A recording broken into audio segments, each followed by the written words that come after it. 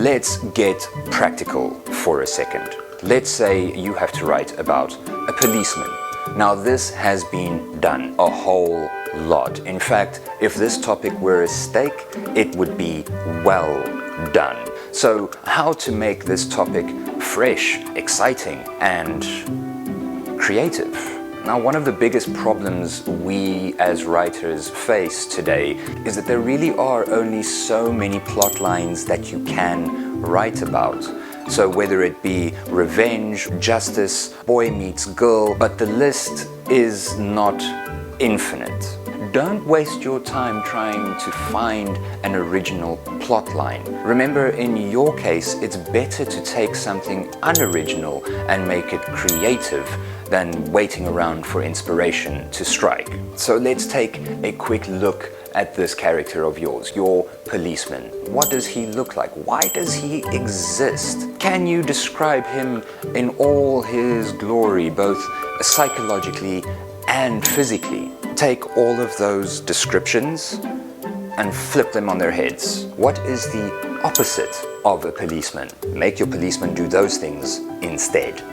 Contrasts, paradoxes, antitheses, these are your very first steps into making a really creative character, and then by extension, a really creative story. Show your audience one thing, bam! Hit them with the opposite. Great, so now we have a policeman who is something that he isn't supposed to be.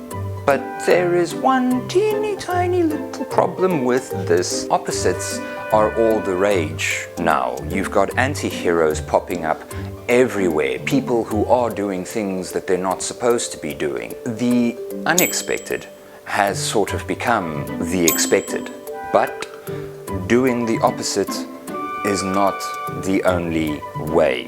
Life is not always black and white. There is a whole bunch of gray area in between. Give yourself options.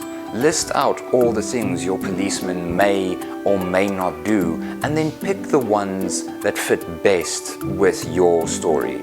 If this happens to be the unexpected option, cool. If not, that's cool too, because your policeman still has to be placed in a situation that may make him act in an entirely unexpected way. Let's fiddle with that storyline, that plot line, just a little bit. Your policeman has to save the world. But what does your policeman have to save the world from? A monster, an alien, a criminal mastermind? Let's go with the least expected. What if your policeman has to save the world from himself? Now, while we're on the subject of plot lines, why not simply not have one? Don't plan out your story. Don't plan out your ending. Simply place your policeman in a predicament or a situation that they wouldn't normally be in, and then start writing and see if you can get your policeman out of that situation. You see, a simple twist in your storyline will turn your mediocre story into a creative one. And if you're not gonna go with the unexpected, that's fine.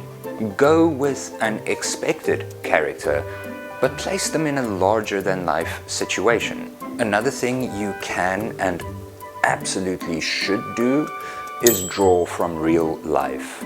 Think about something that may have happened to you in the past, or to a friend, or to a friend's friend. Use that.